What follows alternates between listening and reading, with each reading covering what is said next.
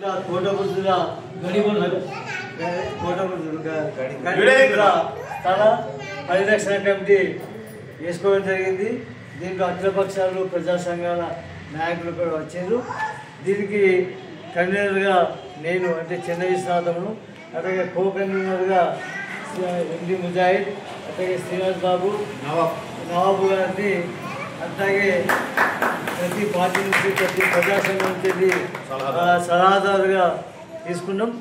ఈ యొక్క ప్రోగ్రాంను మరి సోమవారం నాడు గడిగుర్తుల ఆ స్థలం కాడ ఒక ధర్నా చేయాలని, మరి ఆ స్థలాన్ని కోట్ల పట్టణానికి ఉపయోగపడేటట్టు, ముఖ్యంగా ఏదైతే ఈ దసరా రోజున అక్కడ మరి మహిషాసుర మర్దన మరి భక్తులు చేస్తున్నారు.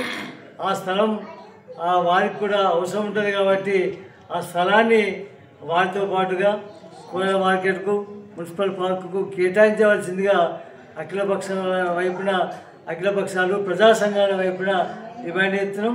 ఈ సోమవారం నిర్వహించే ధర్నాను కోట్ల 8/12/2025 సోమవారం నాడు జరిగే బంద్లో కుల సంఘాలు, ప్రజా సంఘాలు, అట్లాగే విధాన సంఘాలు, మహిళా సంఘాలు, ఈ యొక్క కోట్ల అభివృద్ధిని కాంక్షించే అభివృద్ధి కాముకులందరూ కూడా అక్కడ అటెండ్ అయ్యి ఆ యొక్క ధర్నాను విజయవంతం చేయవలసిందిగా కోరుతున్నాను.